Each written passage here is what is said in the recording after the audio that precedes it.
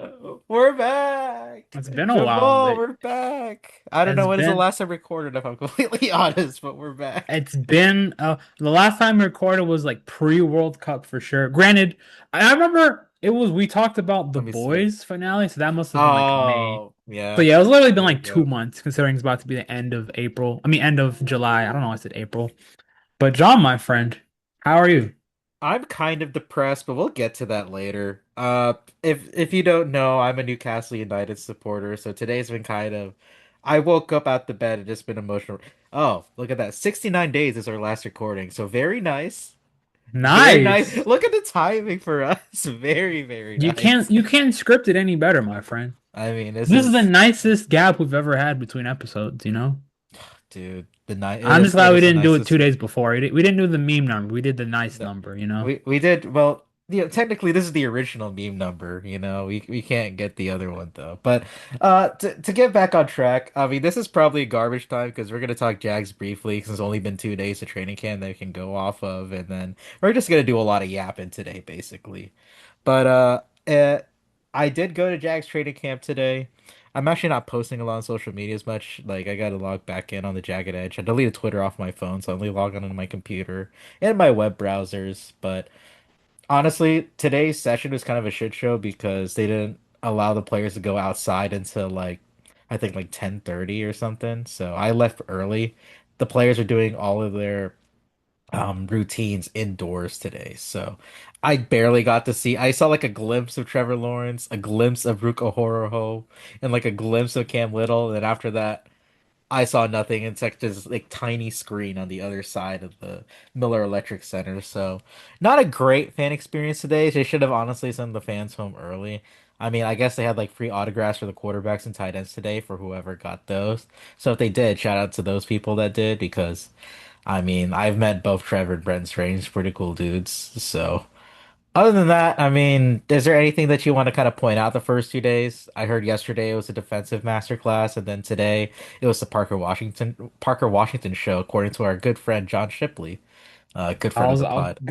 gonna quote Ship because Yeah. he said 2 days in a row, two in his hat, good time in training camp. So as my fantasy keeper, my late round keeper that I basically tanked my team to get to in the keeper for, I kid you not, because like it was in our fantasy league, with also with Jags fans, and then I made a deal with the devil because I traded Trey McBride to the best player and pay him in the league because I was like I want a good keeper. I wasn't even planning because in truthfully, I really wanted to get Kyle Monunga as my sleeper, and then he got traded like before, so I was like, damn, I have to actually trade for a Jags player. So because I feel like every time I get a Jags player in fantasy, like something weird always happens. So, but at least with Tootin, he's a very late round keeper. So I'm not asking him to, lead the league in rushing. What if he did for my fantasy team? I wouldn't be upset. So Oh, I I am very curious to see how to. I mean, outside of fantasy too, because yeah. we don't. The running back room is kind of up for grabs, and I feel like in theory, Tootin will play the I'm trying not to say Travis Achan. It's still so weird. But Yeah. Tootin will He fill should have spoke up his rookie year. I'm sorry. He should have yes, spoken like up. you can't I feel like you can't go in the NFL and For then yeah. ask people to change. I guess because like it's New Orleans, so they're more used to it there. But like if you would have said something We would have called even you like Achan from the 2022 when very he first started playing, I I would would have have. been like, okay, like yeah, it doesn't They matter. had the draft card. They tell you how to pronounce your name, and you decide to still say, "Oh, it's Travis Etienne." Like even Trevor, when he was asked about it, "Oh, I didn't know it was Etienne. I thought it was Like Etienne." they You were at college, never. but they literally were in the league. They were playing together for like 8 years, and he didn't realize how to pronounce his last name. I'm sorry, I'm sorry. But going back to Tootin, I am very curious how Tootin looks. Just the running back room as a whole, because we haven't seen much of Chris Rodriguez yet. So it's mostly been the Tootin show. Well, and I think they just reported Yeah, today that he's okay for week one. he So like just came back, but yeah, we don't really know how he looks. So. we don't know what they're gonna look until we get them in the real game environment. Anyways, I feel like Yeah. so. So, I mean, when it comes to like the early phases of training camp, it's less about how do players look and more so just getting everything ready for week one because players can look good in training camp and have bad regular season, look bad in training camp, have good regular season. It certain players just play better when it's a real game. So I'm very curious how everything goes through. Yeah, it's just like basically, well, since we know we're doing joint practice with everybody too, like we don't even see the players with the pads on yet, which is that's going to be the more competitive portion of it. First 3 days, no pads, so just try to get a feeler, try to get warmed up, back to football speed as best as you can. I remember listening to the radio yesterday too, and they said even like just a stark difference between this time last year and this time this year, there just seems to be more intensity off the gate since everybody's that's here is familiar with the scheme, everybody's familiar and what the expectations are. I mean, when you're a 13-win football team, and then you go from 8 wins in a row to end the last regular season to Say that just again. Repeat. I didn't hear you. Say that. Say that again. they won 8 games in a row to end the regular season before going, unfortunately they played a perfect game from Josh Allen, but that's done and dusted. It's now over, so the work has to restart again. But the guys that you expect to be leaders, the guys you expect to step up, your Trevor Lawrences, your Josh Hines Allens, your special teams guys. I mean, it's just trying to get back to work. That's all it is. I mean, there's definitely going to probably be more nuances with new personnel from a Liam Cohen offense and an Anthony Campanile defense, but we don't know until we get to week one, honestly. So, I mean, there's definitely some players that are like kind of like popping out, like Jabbar Muhammad, especially as a name. I feel like I read every single day just searching Every Jaguars. time I'm Ship like, does an article, he's always mentioning Jabbar Muhammad. So I'll be very curious how the cornerback room looks, especially considering I remember last time this year they were saying how Buster Brown was like poised for a huge year, and I was like, I guess, and he did have a big year. So got a even second if contract, so shout out Buster Brown still, you yeah. know? So, even if Jabbar doesn't, I don't think he's going to be a starter, but if he could just compete to make the roster from an undrafted guy last year, that's great for him. So, I think to me, I'm not really focused on the big names as more as I am the players around the margins, especially some of the players at like the positions where the depth is a little bit in question. So, especially, the D line, a lot of the young guys there. I mean, there's so many young guys in the defensive line room outside of, I mean, Trayvon is still like kind of young, but he's on a second contract. Not like taken on the second contract, but he got signed to it, so he's not a young player. Josh Hines is obviously like a vet.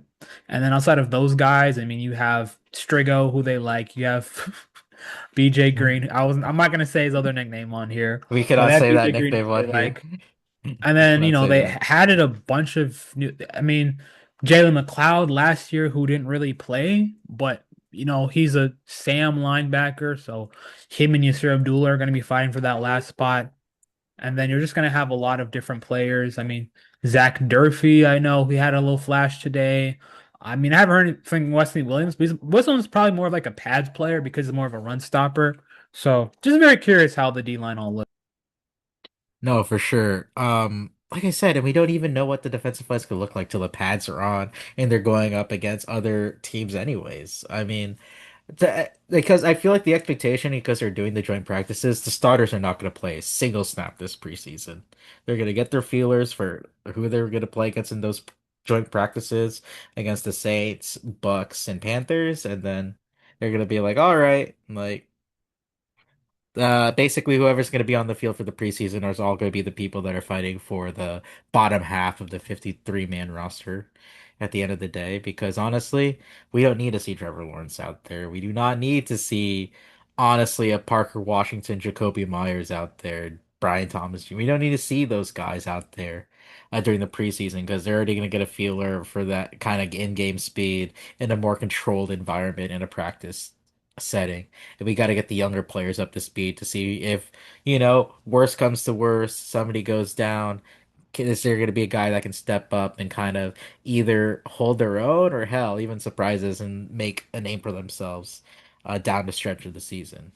As time has shown that it can happen. Yeah, I mean, I feel obviously with camp, where it's just kind of it gets exciting, but also it's a bit of a slog until things get real. So I'm just definitely going to be very interested on the linebacker room, how that shapes out. I know Kaiser went down with the injury, so he's a little banged up. Parker Hughes, I'm pretty sure his name is Parker Hughes. I Yeah, think he had a PB, was almost interception. It's the linebacker room, Ventrell, obviously.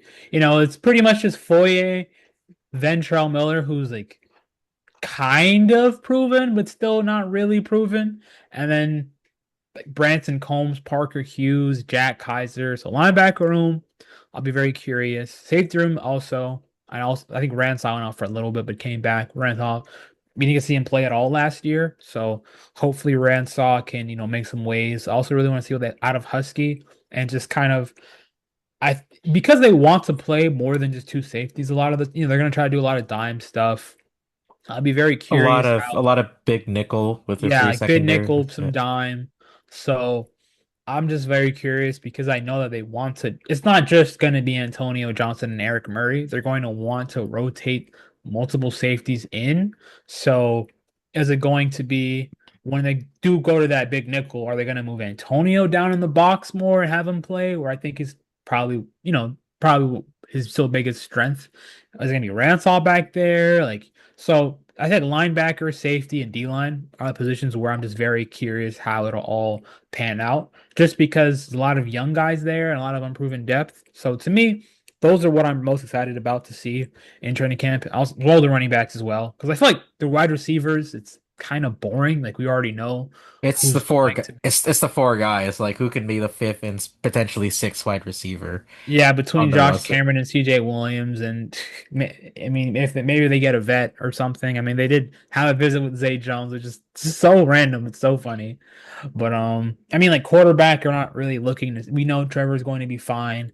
Offensive line, I actually am a little bit curious because obviously Cole Van Lanen's on the pup list, so his recovery. It's not. I'm looking curious how that'll go, how fast will come back. I mean, I know the fan base is now like anti Walker Little. I still don't think he's that. I still like Walker Little as your swing tackle who can start for left tackle for a few games. That's fine. I don't think he's AJ Can levels if I hate this dude because AJ, I called him trash can for a reason, but and then the guard spots for sure once the pads come on because also with the trenches, you really can't evaluate trench play until pads come on. Like it doesn't really matter. So how they'll look when pads come on, we're saying once again, shout out to Ship that Milam starting at right guard a little bit more. So I'm very curious how Milam looks, and then I really want to see Pregnon get on the field as well. So I feel like those Yes, are the yeah. things I'm looking forward to the most during the training camp, just to see how probably like the back end of the roster, how the backups and the guys who have been backups that maybe can become starters, how do they look? Because for the guys we've seen last year, they're already in the system. We kind of know they're gonna look like Parker Washington having a good day. Obviously, you like to see it, but you're not really like, oh my gosh, I'm so surprised. But you know, that confidence is carrying over. No, for sure. And then, I feel like with the offensive line too, I think it's just I'm not trying to like temper expectations, but I do feel like it'll be a scenario where everybody that was starting last year, even like Walker Little, will probably be the starting offensive lineman going to the season. But if play drops up enough early in the season, then you can have a Milam come in. Then you can have a Pregnon come in. Hell, maybe Jonah Monheim comes in or any of the other guys that you like brought in to like compete with, your offensive linemen. They're more than capable of knowing when they've made a mistake to start the season, and they're gonna let players that are producing stay in the lineup if they continue to produce, like your Parker Washingtons, your Antonio Johnsons last year. Who's gonna be that next guy that takes a tangible step to try to help this football team try to get back into the postseason 2 years in a row? I mean, yeah, I don't. I guess we'll see because I kind of do think Milam has a shot to start. Also, just because I think Makari works better as a backup who can be that sixth man rather than a set starter. But we'll see. I mean, it'll definitely be very curious how the rest of training camp goes, and at least we'll have more things to talk about. So we won't go 69 days till the next podcast. I promise. Yeah, we We'll actually got have football to talk about. I was gonna say we have a joint practice pretty soon, so I think that'll probably be the target, or maybe after the first preseason game. But out of Jack's talk, it's kind of just like just getting back to basics at this point. We're trying to learn all the new numbers. I'm still not used to like seeing some guys move around numbers. Like I know Jerry and Jones changed his number, like Quinn Yeah, it's a Allen changed his number. 4. I think Antonio's wearing 6 now. So it's LaQuint is number 5. So like, a lot of different things. So is that it for Jags talk? Is there anything else you can pull out of our ASS for or for the Jags, not that I can think of. Is there something you can think about? I mean, I I think mean, I'm trying to think of just like NFL as a whole, because with training camps, some guys are already kind of going down with injury, which sucks. You hate to see that. how did Tua die again before the season started? It's just a minor back injury. He'll be fine before he dies in week 3. But I guess we can probably maybe do like a little bit of like an NFL preview because as with training camp coming back. Yeah, like, is there any Yeah. expectations? Okay, let's do one hot take, one cold take. We don't have to go too in detail. What's a hot take that you have? Like, is there something irrational? Like, I said this to another group of people, but my hot take, I know it's like there's no tangible reason because this should not happen. I feel like the New England Patriots finished last in the AFC East this year. That is my Last in most the That is the most erratic. The division with the Jets, Dolphins, and Bills. I think the fucking Patriots finished last somehow. I just feel like the vibes are so weird in New England right now I that mean, I still they're think they're good talented. Yeah, they're talented, sure, but I just just feel because like of AJ Brown.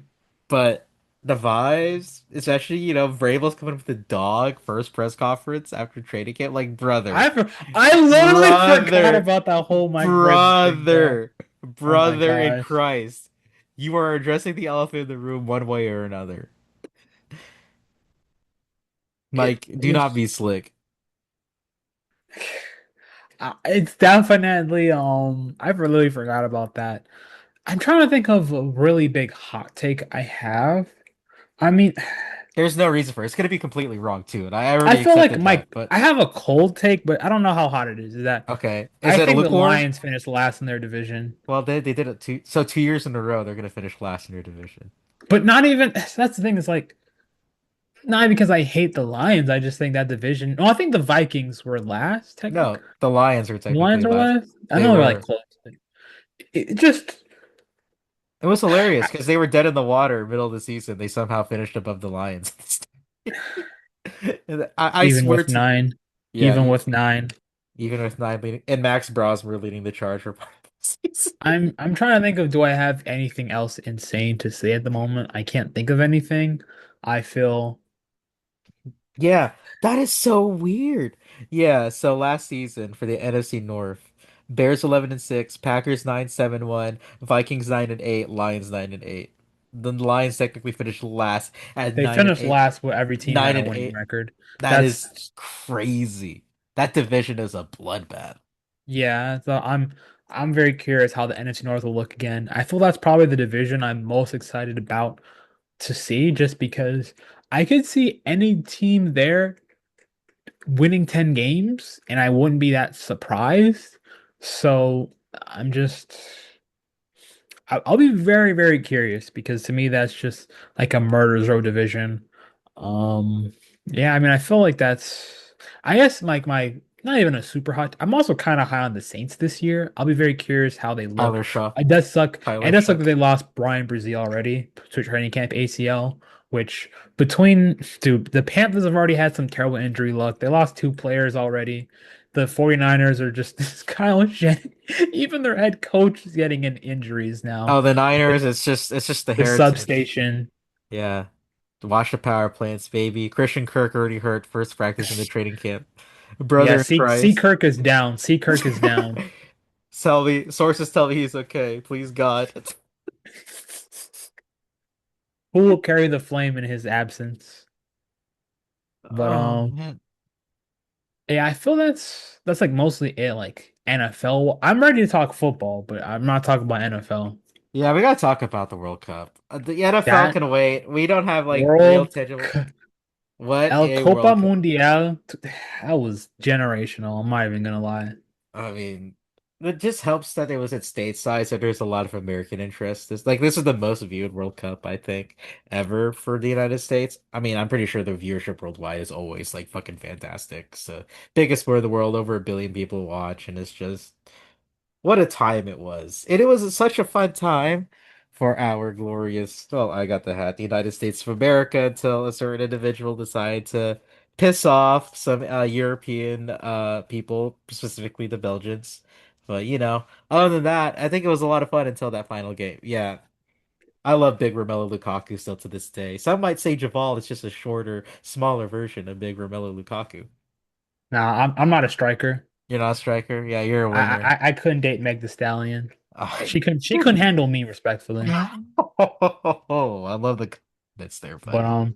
now I feel like just even going, it's crazy because it feels like it was World Cup was so long ago, and it really wasn't. But just that initial rush, because even as myself, I'm just being able to watch games a lot more frequently because a lot of times I don't really get to watch Premier League games on the weekends as much as I want to. So I was like, There was a okay, game every day for 3 weeks. that was beautiful. Oh my God, dude. Even if it was some, I feel the one thing is like definitely understanding like which games are like fun to watch. Because there'll be sometimes like a 0-0 draw can be more entertaining than a 1-0 game. I feel like I'm not going to lie. Even though they did win the World Cup, Spain was kind of boring to watch. No, they're very pragmatic in how they play because they know they're like better than almost everybody, or they are better than everybody. They just won the World Cup. But there's like we can like pass the ball around you to death pretty much. So But it's I like feel like, yeah, Spain plays the way like honestly I would coach. Like it is kind of boring, but it works. Like it's very effective where they play outstanding defense. Like just the fact that they only conceded one goal the entire tournament is nuts. I'm still just like how you let one goal the entire tournament to crazy. a very good Belgium squad that put four on. Well, I didn't mean to say that, but to a very good Belgium squad. Yeah. So the fact that they're able to, Hold them until like the final like minute. So that's the thing though. We didn't even like I mean even like this was Belgium's kind of last hoorah for their golden generation, but even they could like take Spain to like the 89th minute before they conceded again. So fair play to Belgium. The Americans, I mean, that was like the most fun I've had as a U.S. men's national team supporter for a World Cup because we didn't look as good. We looked so fucking good for the majority of the World Cup. I never seen a United States national team play such beautiful football under Mauricio Pochettino, and it looks like he's going to be staying for the next, like 4 major tournaments with the two Gold Cups, the Copa America, and a World Cup. Since that looks like we're going to be hosting Copa America again in a couple of years. So. I mean, it's an exciting time. Like I don't know how many people that watch us like care for the beautiful game, but it's just the best time, and especially when Jags aren't around, it's like the best time, like to be a supporter of the sport. it was, yeah, I think it was just the timing of it where, NBA Finals wraps up and then immediately we go into a World Cup. So it's just so beautiful having sports on for that whole month stretch. And just, I think also the beautiful part of the World Cup is just seeing all like the pride for countries. Like with the Olympics, like we see it, but I feel because you live in America, like it's a lot of it's just kind of locked in. But when it comes to the World Cup, there's so many countries you can like even in my neighborhood alone, I have so many people rooting for different countries. And that's to me what made it very special is you're not just focusing on, your country, but so many other countries as well. And the narratives, I found it really funny. I definitely was hate watching for a certain South American country that Yeah, had some no. lucky wins. Yeah, no, because I had coworkers rooting for Morocco, Argentina. I've had, coworkers rooting for England. I got coworkers rooting for Colombia. I got Colombian coworkers. It's just all the different fucking nations that, because America at the end of the day is a melting pot, whether some people like it or not. This country is built by immigrants. This country is, whenever we're a united force, whatever wherever we all come from. I mean, whenever we all come together and like just like kind of just relax and just take the time to see. how life is and how people are around us, experience different cultures. It's the best. This is why America to me is still like the greatest country in the world, despite all the shit we talk about specific people or politicians in this country or way things are. I think it's still fantastic. Because some people ask me why I like am so big into the U.S. soccer when I'm so like against everything. It's like, because it's people fall in love with the sport. I'm not going to turn my back against it because I disagree with some of the people that live here. It's, healthy debate and healthy conversations about Yeah, I mean, whatever's going even on. the fact that I literally went to my local mall and I got this Mexico kit because I was like, you know what? I was kind of just rooting for Mexico. Like, just a lot of my friends were Mexican and they're watching it. They were like rooting for Mexico. So I was like, you know what? Like, let me just go. So even just kind of pick up another country because it was just Yeah, so fun. Like, I was literally watching Mexico games and hearing the national anthems for it. I was like, this is nice. And then, it's made so me want to play more. yeah. Play more, or I play more of the sport too. Yeah, it's so funny because I am wearing the England shirt right now. I bought a Dan Burn shirt off of DH Gate because of that game he had against Mexico where he came in after they got the red card and he was like a 6'7" man. They kept crossing the ball up and he would always head everything away. It was like the most beautiful thing to watch. And if he were there, you would know what I'm talking about. And he's a Newcastle man too, so I had to represent my fellow Geordie, obviously.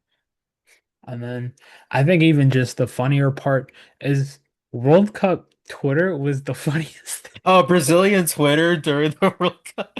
We will never forget Brazilian Twitter. We'll never forget the Holland memes, and we will never forget the Argentina IDF slander throughout the whole tournament. I And that, was it's so funny too, because I've always been a Messi fan since like appreciating the sport. But I mean, I don't turn sour on Messi. I did turn sour on the whole Argentinian team because when Messi is retired, and this is they're actually. going to be scrubs. Okay, maybe not scrubs, but They stare at it's going very to be tough. like They do not. Enzo, They do not need to play Jordi that. Alvarez. I feel Uh, like their whole team is Nico just relying Paz. on Messi setting everybody else up. And that's the thing, though. They don't even need to play that way. There's so much talent, like you said. It's just that they're very. It's a very like throwback South American style. Like it is like beautiful shithouse like football at the end of the day. Like when people complain about how Paraguay played against France or Germany or whatever, it's like they don't have the facilities to be trying to out technical fucking Julian Nagelsmann and like whoever the hell they have. They have to play fucking dirty. They have to, there's just it's the sport, unfortunately. It's just how the sport is so open to where you can have dirty football like that, as some people might call it. I just still can't believe that and the Paraguayan senator called him out. Oh, dude, like how vile can you be? Like that was fucking disgusting. But It was truly just a generational cup in terms of slander and me. Like, just being online for social media for all the games was hilarious. And I'm not going to lie, like that's the part outside of the games themselves I'll miss the hydration break. Literally every time we would be watching a game, like in a group chat, every time they had a hydration break, they would just it would it would put like the pausa de hidratación. Like they put the meme in Spanish every single time. And it's so funny. I even made the joke out of the hydration break. I feel it's just the little things about the World Cup where I miss it so much already. And yeah, I've and to me also recently, Brie and I went on a cruise to, I guess, a quick little weekend cruise, yeah, where'd but y'all we went go? on an MSC cruise. And if you don't want MSC, they have a lot of, it's like catered towards Europeans. So there's a lot of Oh, different, so many people on that boat spoke Spanish, like so many. So, and we were watching it like going on during the World Cup. So we went to see during the semifinals. So I remember I saw it was the Spain-Belgium game that I watched. And then it was England, Norway, also the and quarters. yeah, Yeah, the quarter, sorry. It was England, Norway, then Argentina, Switzerland. Switzerland. So I Yeah, saw like I didn't want to watch the Argentina game because I already knew it was gonna happen. Also, there were so many messy jerseys on that boat. Like it was he's the I'm not goat. I don't know what to I'm, tell you. Can't hate the goat, but I can hate I'm not Argentina. shocked there was a Yeah. lot of messy jerseys, but I was like, damn, there's so many messy jerseys. So even just being able to watch a World Cup match on a boat full of people from different cultures, like it was truly like a one of a kind experience. Honestly, like I really want to go on a cruise for the next World Cup because that way I would be able to see like different cultures again, like watching the game, and I think that would just be so cool. So I already told Brie like 2030, like start saving up from now because I need to go to a cruise during the World Cup. So that like it was so amazing, like being on the sports bar, just middle of the ocean. It's really hard to get spoiled because even if it's a little bit behind, no one else is paying for the Wi-Fi. And then just like I still remember when Spain scored and hearing how loud the bar was. A lot of people there were Spain fans. Like some people wearing Vamos España shirts.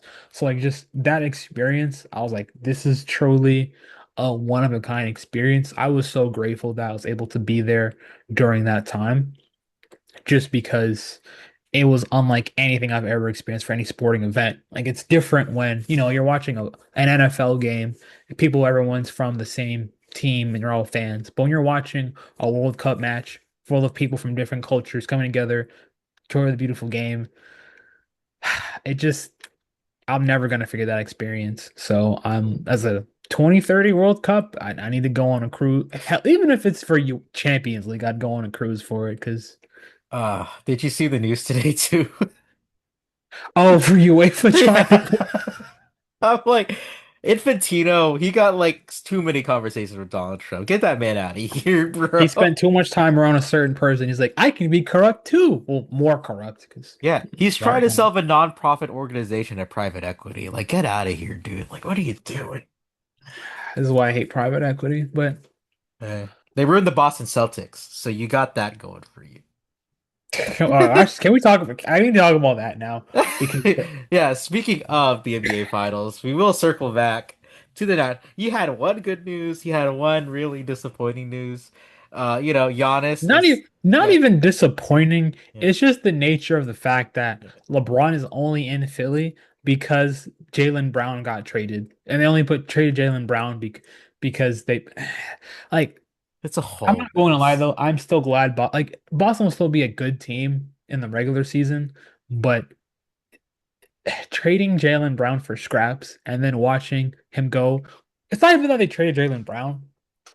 You trade Jalen Brown to the team that beat you in the playoffs? Have you no shame? Where's the pride?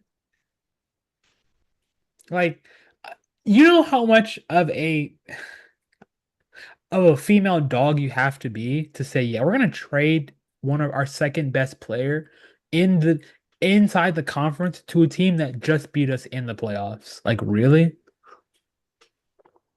I mean, Really? Like, are you not a man? Have you no pride? I'm trying to think of how would that be like in NFL terms of like if the Eagles traded someone to the Cowboys or something. oh yeah, it would be like if let's try to find an analogy. So it would be like if the Eagles lost to the Niners and they say, "Hey, you know what? Here's Jalen Carter. I know you have so many injuries and all that. We'll take like one of your injured guys and we'll just give you Jalen Carter for free. Even though he's kind of a nutcase, he's kind of whatever. I know he's really good when he's on that football field, but you know what? Let's take him for who's that rookie they drafted last year in the first round and got hurt immediately? Let's Now take it him. has to be for like an old Oh, washed vet. so for Like the I don't know, Niners. Cole. They're gonna trade him Christian for the Niners Kirk. medical staff. I don't know. That's the first time I can think because we talked about him earlier. He will carry the flame in Philadelphia now since we made this hypothetical trade. We are Christian Kirk. Second time we've We know offense to Christian Kirk either. He was a really good jack for us, but the fact that he is a good yeah, dude. He's just he's made of glass. yeah. So And I guess the Paul George unfortunately, comp kind of does he make has a very sense. unfortunate initials after political circumstances too. But even just the basketball offseason as well was just so crazy. I mean Giannis getting traded. I'm not upset with I that. know you're not upset about that. I Giannis to mean, Miami. Even LaMelo getting traded to To Minnesota was really Minnesota. kind of like interesting. I'm trying to think of what else happened this offseason that was, I mean, the Jaylen Brown trade obviously was huge. And then I just got Big Vooch back, baby. Gucci Mane is back in the O, so I got Big Vooch back. He's right I there. He's might if coming I see back. Gucci Mane at Publix, I'll let you know. I'm Oh out yeah. into him every now and then. But yeah, just I feel like the past month was such a great month to be a NBA and footy fan. I'm like, this is amazing. Like this Did is you see holy what crap. Jason Williams said on a podcast too the other day? I didn't. What did he say? He says that he believes that the Orlando Magic will have a better record than the Philadelphia 76ers. I'm like, White Chocolate, I know you played for us. Like, I know you might have still love for us. But as much as I want to believe that, we're never healthy enough to kind of fulfill our potential. And that's what's going to hurt me on the inside as an I Orlando don't. Magic fan. You got Sydney Sweeney's cousin, so maybe Oh, things will be different. Sean Sorry, I had Sweeney. to. I mean, he looks like a nutcase, so maybe it hurt. Maybe It that helped that's them I out. feel like that's a good thing. You kind But of have to be crazy to be a head he is coach. a polar opposite of Jamal Mosley, who was kind of like the player's coach. He kind of like runs off of vibes and defense, and it worked for us until it didn't. So I'll miss Jamal Mosley, but I hope that, God forbid we stay healthy and God forbid we win more than 50 games next year. But the East is so stacked. Like we I barely feel like talked about the Sixers and the East. LeBron James is in Philadelphia. Like what is going on? I mean, we knew why he chose there. That is 100% I feel like the best choice for him to get a ring. But at this point, I almost still be hate watching a little bit. you had no spacing in Miami. Like who do you have as your shooters like right I now? mean, okay. I feel LeBron, why I think he would have worked in Miami is because you put LeBron on the ball and you just have two bigs that can get like LeBron would have averaged like 10 assists in Miami. And I think the shooting, I feel like people hate on the shooting so much. And I'm not saying that shooting is like amazing high volume, but the shooting wasn't that bad last year. And they're also adding a guy who's going to open up the floor so much more. Like, I mean, Davion Mitchell's not a super high volume shooter, but he was efficient when he took him. Wiggins had a good percentage. I mean, Bam wasn't great, but he at least shot them. And they also brought back a few bench guys. So I just, bro, this, okay, I need to go on a quick rant. No, please There's do. so many people. Literally before the Giannis trade, they're like, "Oh, the Heat can't get Giannis. They don't have any good assets. The Heat can't get Giannis. Their trade package sucks." And they trade for Giannis. They give up all their good players. They have no depth now. They give all their. I'm like, what? Pick one. So it's either the Heat package was bad because the players are bad, or the Heat have no depth because the players are good. It's like and now some people are like, oh, I don't know how good the Heat are going to be because they don't have any depth now. I'm like, the depth that they had last year, they were the 10th seed in the Eastern Conference. And you're telling me that all of a sudden getting a top five player in the NBA for a guy in Tyler Hero who was never going to be a defensive plus is also made of glass and isn't that efficient. That's the biggest loss. I mean, I like Kalel Ware in spurts, but even then, Spo didn't play him that often because he didn't like his motor. So he wasn't like a consistent player. Like he had flashes for sure, but he was never the GOAT defined starter every single game. Jaime Jaquez, I will miss him. He's definitely going to be a good player. It's just funny how now that he's off Miami, people are like, he's actually, he's kind of underrated. Like, wow, look how efficient he is. But he's on Miami. Nobody cares about him. Nobody cares. He didn't win six man of the year over Keldon Johnson. Keldon Johnson in the playoffs is a pumpkin. I know it's regular season award, but regardless. And then Yakuchonis is a young guy who is, I think, would have fit in with the roster, but at the same time, he didn't play that often. It's just such a lazy narrative, and it really tells you like people hate Miami because I'm convinced Well, you no can't tell shit. me I'm you sorry. can't tell me that the Heat have no depth after people were saying the Heat trade package was bad. Like you can't. It has to be one or the other. Either their trade package was good because it had good young players, or it was bad. And now it's just people are trying to play both sides of where they couldn't get Giannis because the players sucked. They didn't have enough draft picks. They didn't have enough good players. They trade for Giannis, and now they give up so much. I'm like, and people are saying like the Heat have no depth. I'm like, it's going to be fine. This is the same team that got undrafted free agents as starters in the NBA Finals, and you're telling me they can't find guys to play around Giannis who'll make everyone's life easier? I guess it's just such a low IQ take where I'm just I'm not saying the Heat are going to win 70 games because I don't think the roster is perfect and the East is good, but I think that adding Giannis Antetokounmpo, putting him alongside Bam, that's already two of the best defenders in the NBA. You have the best coach in the NBA. I don't really see why people are saying the Heat didn't get better outside of like I mean I feel like No, most they people 100% got better. They got a top five player in the league when he's on the court. it's just Yeah, a few I mean, trolls. It's a few trolls. Because I'm just like I'm gonna y'all are say just I did not see that anywhere. They definitely got better. They got fucking Giannis Antetokounmpo. I mean, hold on. Give me one moment. I have to call my dad. all right.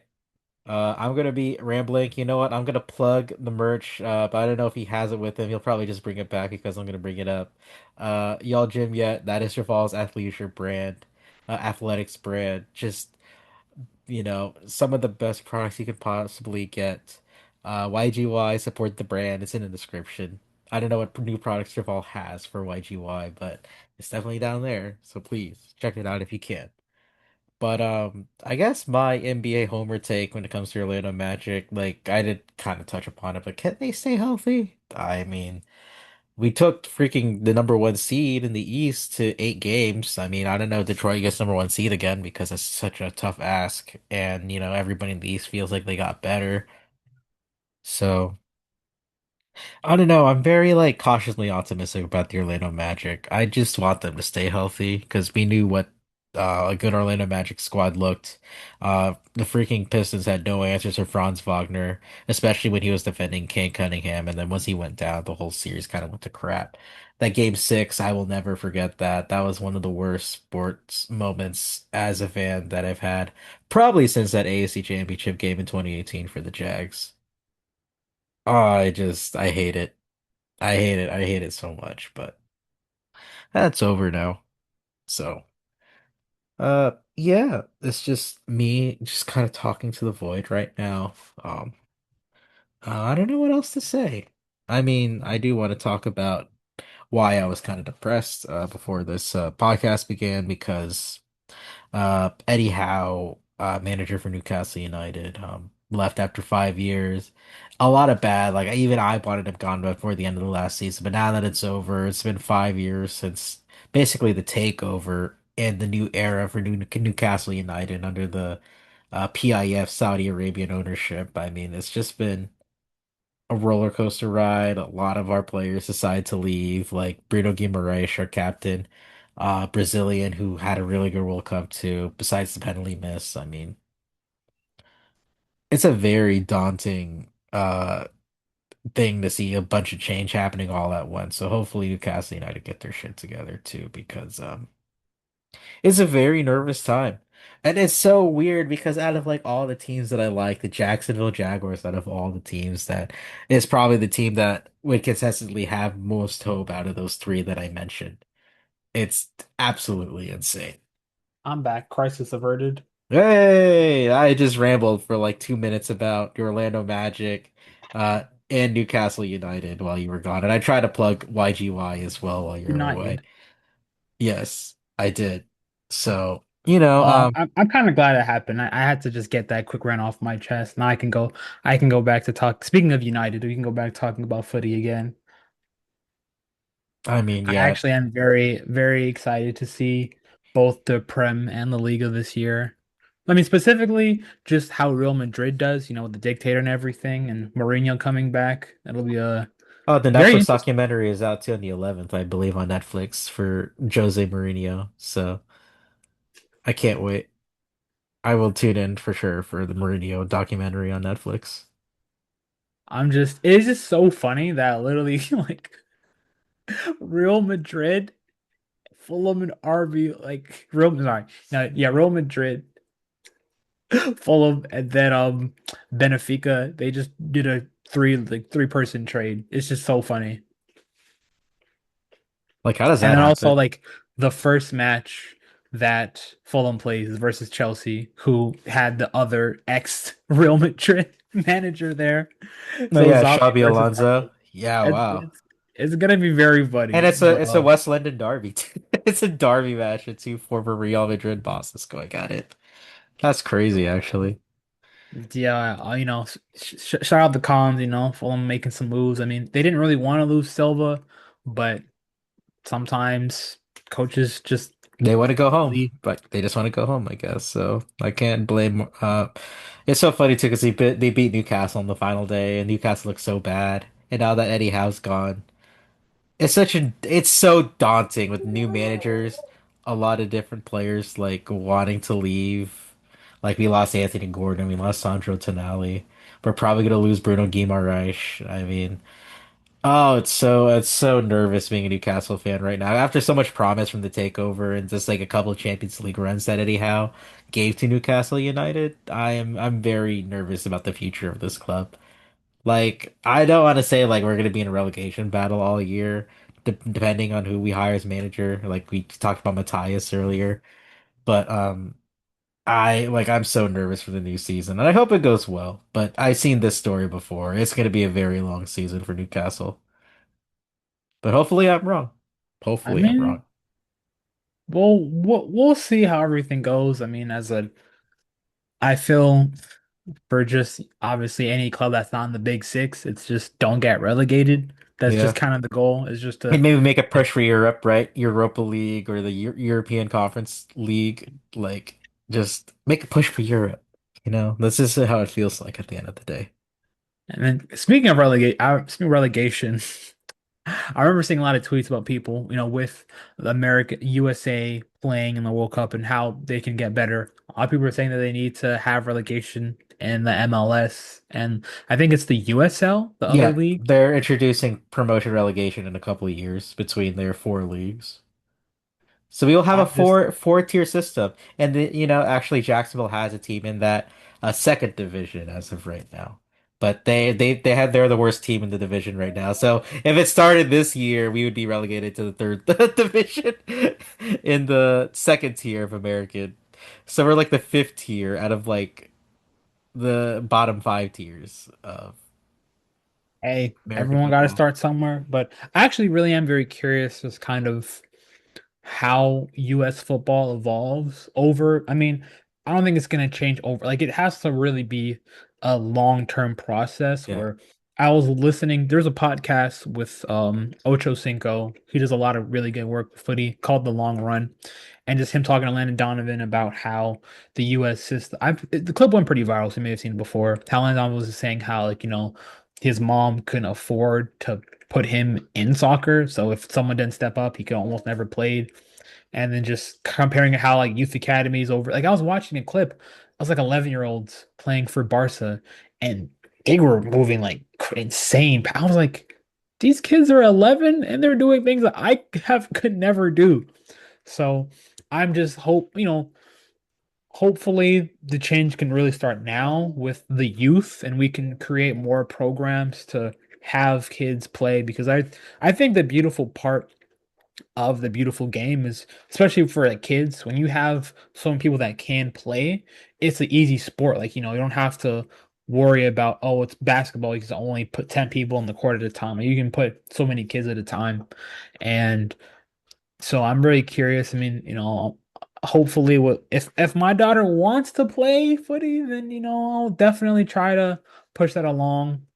And then Yeah. just even helping to, I mean, even in my neighborhood, a lot of kids Yeah. just play footy in the street. Like, there's just no goals, just like imaginary goals. We'll get a ball, Yeah. kind of offsides. And even that's just like the real essence of like fun. So I just hope that we can kind of start to go back to the basics because the only way for America to truly become, I feel like the resources are, it's not even just about putting NFL players, like No, athletes it's and it's stuff. never about that. It's just trying to It's get the really right just about coaching and set up. developing players Yeah. from when they can start. Because even if, let's say, a lot of more kids played footy, even if, let's say, like half of those kids played other sports, at least you still have those skills from a very young age. Because even as somebody who's trying to get a little bit better now as I'm older, because I've been so far behind the curve, there's so much of just this little things that I have to learn. So like if you don't start doing that at such an early age, you're already kind of like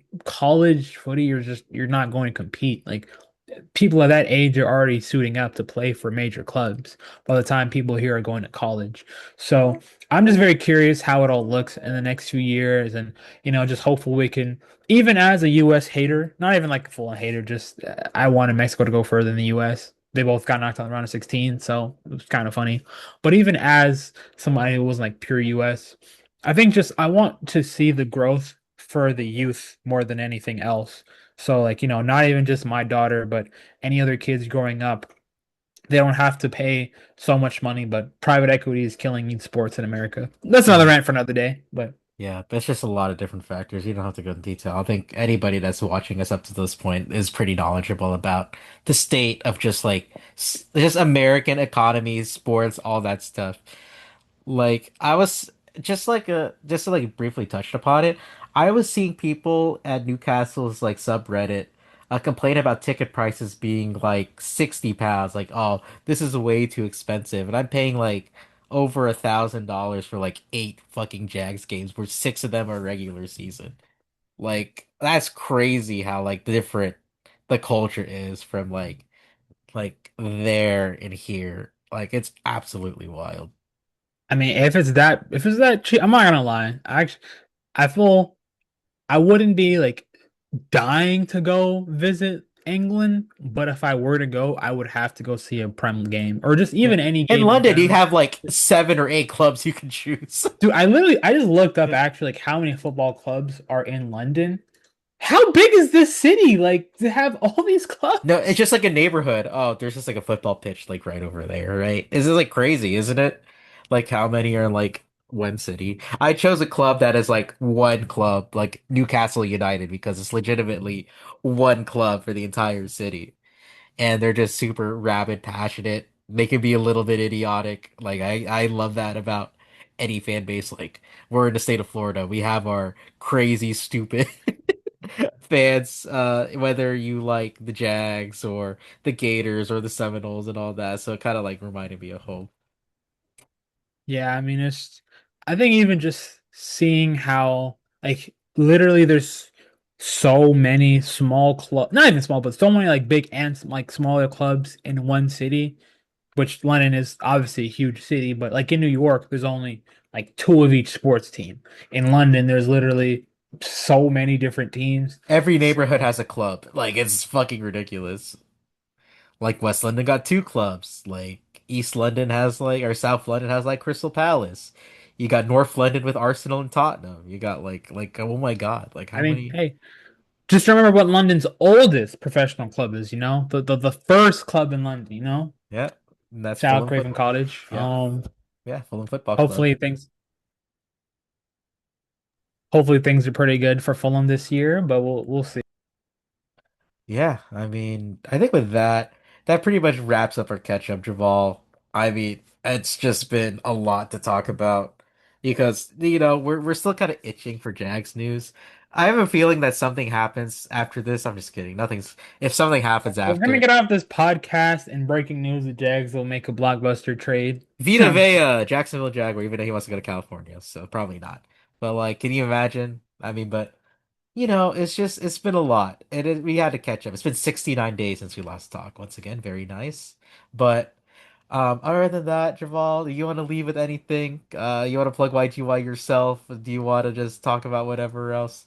Like life's been I pretty need challenging, honestly. to So talk like, about cinema because oh, I movies. recently saw The Odyssey last week Sunday. I I still saw it haven't this seen Sunday. it. I'm trying to like watch it with my wife and one Oh, of my John, best I'm friends. telling you, Yeah, I drop know. I whatever you are doing and go. If you have not seen the Odyssey, if anyone listening to this, if you have not seen the Odyssey, go stop what you're doing and watch that movie. I can't even describe how much I enjoy. I already really loved Greek mythology and Greek history. I mean, I read Percy Jackson and I played Smite, so Greek mythology, kind of my. I also love Hades too. So like a lot of stuff Greek mythology related, I love enjoyed. Even though I actually never really read the Odyssey growing up. I know what it was about. I just never read it in like school or Oh yeah, anything. I read it in senior year of high school. I read parts of the Iliad, but it focused mostly on the Odyssey. I never read it, but it made me want to read the actual book and just get back. Like reading the Odyssey, like watching the Odyssey, such a great movie. I'm not gonna spoil anything for you. Oh no, I read Just the book, so I know what basically yeah, I happens. mean, So you like, know what happens, like, but but I just know he has little like bits and pieces that, of course, Nolan will touch upon. But like, other it's than a that, Christopher Nolan movie, so yeah, he's going to like break parts, like he's gonna fast forward and flash back because that's how it works. But yeah, just go see the Odyssey. Amazing movie. I'm also gonna see Spider-Man tonight, so I can't watch it till Tuesday, so I'll definitely message you after I get I done won't with that. I'll spoil see. you on anything. But yeah, No, yeah. I'm gonna hate myself in the morning because I'm watching Spider-Man like 11 o'clock tonight. But I will go see it.